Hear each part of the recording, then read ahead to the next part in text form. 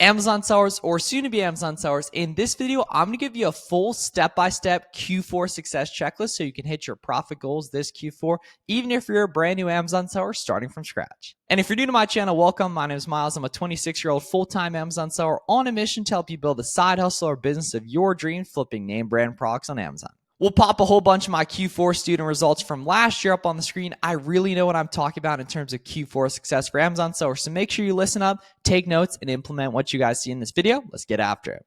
All right, guys, this is a Q4 success checklist. My biggest month ever was about $470K in revenue and about $80,000 in profit. Let's get after it, y'all. So the first thing you guys are going to need to know is a couple things about sourcing products for merchant fulfilled. Merchant fulfilled, shipping products directly to the customer instead of shipping off in bulk to the Amazon FBA warehouse is a huge thing during Q4 because starting around like mid-November, you really don't have time for the products to actually check into Amazon FBA. So instead, you ship it directly to the customer. However, not every listing is FBM friendly, and I'm going to show you guys how you can go ahead and test that, as well as how to actually know the exact profit numbers for FBM for a specific listing, which you're going to need to go ahead and write down these specific weights and shipping costs directly correlated. And now let's actually take a look at an Amazon product page, take a look at how to calculate the FBM profit numbers, as well as how to see if a listing is FBM friendly. So there's a couple main ways to see whether or not a product can be FBM'd. And the first one is going to be taking a look at the current buy box.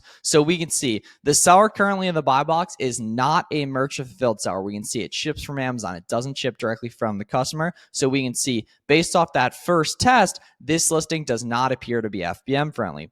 As well, you want to activate your offer summary in your SellerAmp settings, which is really easy to do just in the settings on selleramp.com. So now in the offer summary, we can see if there's any FBM sellers on a specific listing. There's no set number you need to see for how many FBM sellers compared to FBA sellers on a specific listing. If you do want a hard number, typically it's going to be 20% plus. We can see in this case, there's 10 FBA sellers and 0 FBM sellers. So this item does not appear to be FBM friendly. As well, the offer summary is a much better test compared to the current buy box, that you do want to take into account both. And the third one, which is the most important way to tell, is actually taking a look at the data and then buy box statistics on Keepa.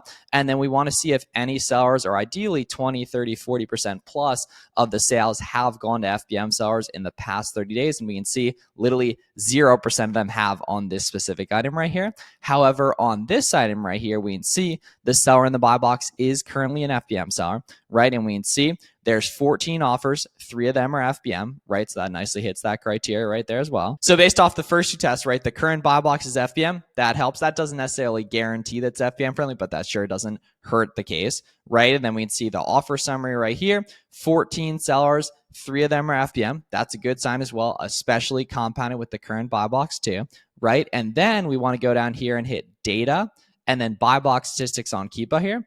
And we can see that there's like 35% of the buy box shares going to FBM sellers right here, as well as I love clicking right here and seeing recency too. And literally in the past 11 hours, 2 FBM sellers have gotten buy box, which is really helpful as well. And that proves that almost certainly this item is going to be FBM friendly, and this item is not going to be, based on that we haven't seen other people doing it. For example, sure, you can test it out, especially if there's a lot of sellers that are back ordered, that are showing far back delivery dates that are FBA. But for the most part, if you can't see other people FBMing listing, it's not going to make sense to. In terms of actually calculating the FBM profit numbers, this is a huge mistake a lot of beginners make, is they just subtract the shipping from this cost right here. However, that's not correct whatsoever. What you actually need to do instead is scroll down here and actually toggle over to FBM right here and then put in an FBM cost, which is going to be based on the weight you see right up here, right? So you want to take a look at the weight right here and then plug in the FBM cost right there to get that direct correlation.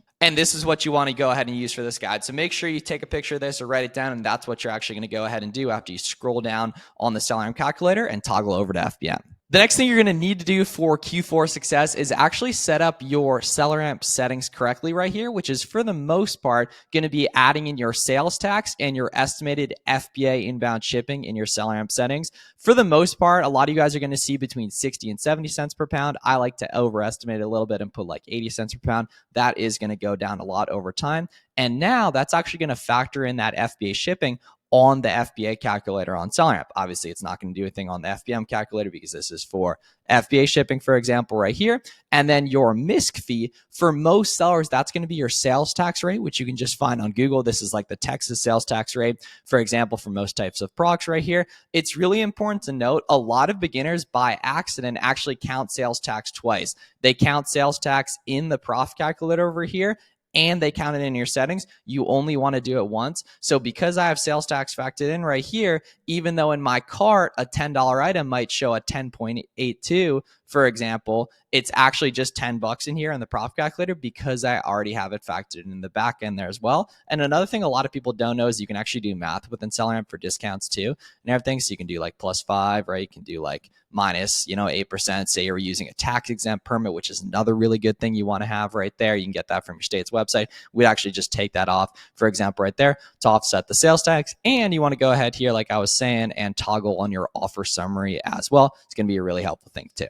Next one up, guys, you want to make sure you have your merchant fulfilled shipping template set up correctly, which is how much you're going to charge for shipping for different types of merchant fulfilled orders. Standard and economy orders, I would recommend just charging free shipping because when you do FBM, you don't pay those Amazon FBA fees, but you do pay individual shipping. So it just ends up being pretty much the same thing, right? And then for next day, 2-day, and expedited orders, I'd recommend doing $30 plus $1 per pound. This is something a lot of people procrastinate setting up correctly. You're just going to buy shipping through Amazon, whatever's cheapest. Occasionally, Amazon shipping will be super expensive actually buying the FBM shipping. And in that case, you want to use Pirate Ship or a third-party shipping service like Pirate Ship. And then in December, you guys want to raise and jack up those rates because a lot of customers are buying stuff last minute and need that faster shipping. So you can get even higher price, like $40 or $50. I've even seen some people charge like insane amounts specifically right there for next day, 2-day, and expedited orders. And that's the name of the game with merch filled shipping templates. So you want to make sure you have that set up correctly. Really, the number one mistake beginners make with product research is thinking that you're just going to find items at profitable prices, which is almost never the case. Very rarely is a product just going to be sitting for $12 that sells for $27 on Amazon that's nice and profitable in Walmart. Typically, what it's going to look like instead is it's going to be like a $20 product that sells for $35 on Amazon, but then there's a 25% coupon for Black Friday, for example, and you can purchase a discounted gift card for 7%, or there's a really good rewards program, or that website takes a tax exempt permit, for example, and that just makes the process a lot easier. And the nice thing is if a product's just profitable at the advertised price, that means a lot of beginners are going to find it and it's not as protected. So you really want to build moats around your products the best you can by combining as many of these discount methods as possible right here. So for example, coupons you can find on the free cashback and coupon extensions like Capital One Shopping, Be Frugal, Retail Me Not, Coupon Birds, Top Cashback, etc., as well as evergreen email account and text sign-up coupons that pop up on a lot of retailers, or they'll just be showing at the bottom, right? Hidden coupons you can find just looking around on Google, asking customer service, networking with other Amazon sellers has been an absolute major key for me as well, just documenting my progress on social media and taking up space in the community, as well as discounted gift cards via Cardbear and Top Cashback are really helpful too. A lot of websites have rewards programs, like Kohl's Cash is a really good example of that. Rack Room Rewards, for example. If you guys like this Q4 success checklist and want personalized one-on-one coaching directly from me to hit your sales and profit goals on Amazon this Q4, now's the perfect time to apply for my coaching program, guys. Take a look at that at the link in the description. We'll pop up a bunch of people we've helped. I already showed you guys a bunch at the start of the video. We have so many Q4 success case studies from last year. Going to create a ton more this year. So if you're interested, take a look at that at the link in the description if you want personalized one-on-one coaching directly from me. Let's get back to the Q4 success checklist. A lot more websites than you think will actually take a tax exempt certificate or a reseller certificate. It's called a different thing in each state. That's really helpful for retail arbitrage. A lot of websites, you can submit it via the customer service or the portal they have, and it's going to actually be required for wholesale. Getting on a listing quick, merch fulfilled, especially when you can see that other people are making money on that. Merch fulfilled is a really good tip too as well. Holiday sales are great as well. We got a lot of those coming up too, as well as just combining as many of these opportunities as you can right there as well. Keeping good organized leads tracking. I'm going to show you guys how to do that in a second. Smart repricing. Once you got like 10 plus ASINs, it makes a lot of sense to use a repricing software, guys. So if you want a full tour on that, just search Full Smiles Repricing on YouTube, or using a tax-free prep center to avoid sales tax and offload some of that work as well. So make sure for each retailer you take a look at, you're combining on as many of these moats as you can. Typically, you're like one or two of these away from like a lot of things being profitable on each website. You just need to figure out which of those discounting mechanisms apply to each website, and that's going to be the name of the game with online arbitrage. Important dates you guys need to know right here. October 31st is when Halloween sales will be going on. Pretty much like the whole week of Halloween, there's going to be a lot of great sourcing with those. And then the week after that, guys, is November 1st to 15th, which is early Black Friday sales, which are insanely underrated. Really, no one talks about it when some of the best sourcing in the entire year. And 2023 early Black Friday was actually way better than 2022 early Black Friday. So hopefully 2024 is no different. But pretty much every site will run a sale for early Black Friday sale within these dates right there. It's really good for sourcing as well. By November 15th, you really want to slow down with your FBA shipments. You're really cutting it close, even sending shipments around there. They might not check in. And it just doesn't make sense to, risk selling something 3 weeks from now when you could just sell it today FBM. You know what I mean? Right? And then the Sunday before Thanksgiving is going to be when Black Friday sales begin.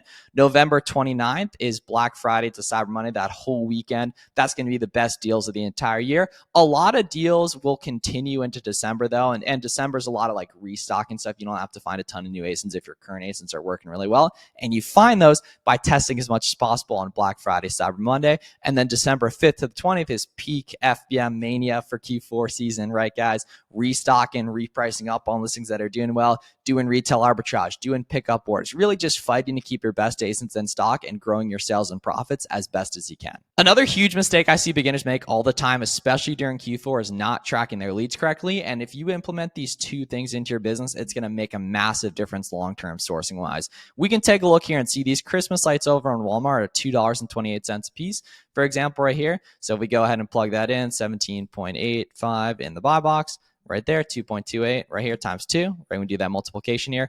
Walmart also has good discounted gift cards and has a tax exempt portal you can sign up for. So this gets you even better. We take off that discounted gift card from Card Bear, for example. It's right around 5% typically. We can take off that 8% sales tax already factored in. Right now it gets even better. However, this listing's out of stock, right? And what a lot of beginners do is they just end up missing out on that listing completely. Instead, what you really want to do is track that listing over time and add it to a SellerAmp spreadsheet so you can go ahead and take a look at that over time. So all I need to do is go ahead and one-click export this out to a SellerAmp spreadsheet, which is using the one-click Google Sheets export feature. And now I can see that data is nicely waiting for me in there. So I can go ahead and check on this listing if it comes back in stock in the future. This makes a ton of sense for out-of-stock listings, almost good listings you can see on Keepa that did really well last Q4. For example, we can see in this case, right, competition went way down, went from like 27 down to like 18, right? And then no wonder the price went from like 16 up to like touching 20, for example, like a 20% increase in there in a while. In December right there.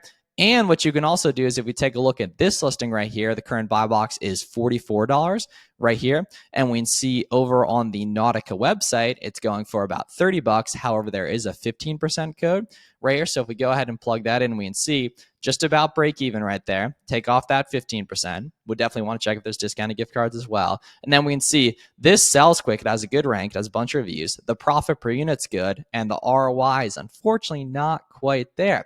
However, if we take a look here on Keepa, we can see this has spent a lot of time up at 60, which makes it a really nice profitable product here. However, a lot of beginners will just keep it moving and miss out on when that listing comes back up there. Instead, what I think makes a ton of sense to do is go ahead here and hit track product and then actually just get notified when this becomes good in the future. So get notified when this goes above 50, for example. It's just an email notification. It's super easy. And then you just add this to an almost good spreadsheet in SellerAmp. And when you get that email notification from Keepa, then you just go ahead and go to that spreadsheet and search that ASIN, and you're going to find, the source link, the discount that's required. And if you're taking good notes on these ASINs, which you should be doing if you're serious about the stuff, it's going to make a huge difference over time. And that's the Q4 success checklist, guys. Hope this video was helpful, guys. If you have any questions about Q4 success, make sure to let me know down below in the comments. Subscribe for more. And if you want personalized one-on-one help scaling up your Amazon business, now is the perfect time to apply for my coaching program at the link in the description. I'll see you guys in the next one.